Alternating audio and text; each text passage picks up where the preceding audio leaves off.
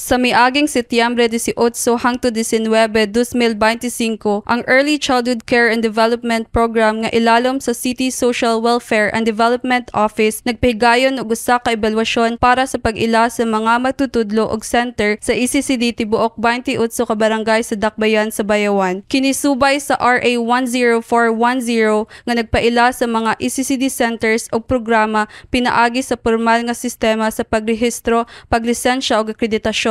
Kini nga proseso nagpasiguro nga ang mga center mutuman sa gipatuman nga mga sumbanan nga masiguro ang maayo ug taas nga kalidad nga serbisyo para sa mga kabataan ug sa kinatibuk ang kalambuan aron mapaayo ang hapsay nga transisyon ngadto sa formal nga pag-eskwela sa Department of Education. Nagsuporta usab sa profesional nga pagpalambo sa mga tagahatag og serbisyo sa ECCD lakip na ang mga magtutudlo, tig-atiman ug mga supervisor aron masiguro nga aduna sila gikinahanglan nga kahibalo og kahanas sa paghatag og dekalidad nga mga programa. Matud pa sa mga evaluators gikan sa Negros Oriental, kadaghanan sa mga magtutudlo sa ECCD Bayawan kay nakadawat og taas nga level sa akreditasyon ug giila tungod sa ilang pagtuman sa mga pamantayan. Gikan sa City Social Welfare and Development Office, kini si Rhea Jane T. Puyat, Ibayaw Bayawan, kita ang Bayawan.